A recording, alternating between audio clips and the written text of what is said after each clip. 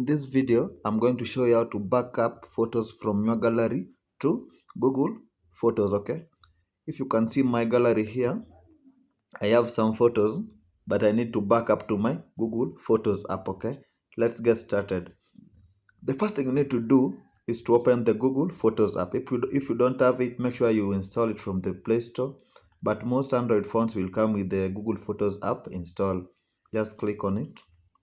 Then click on your icon here in the top right. Then click on photo settings.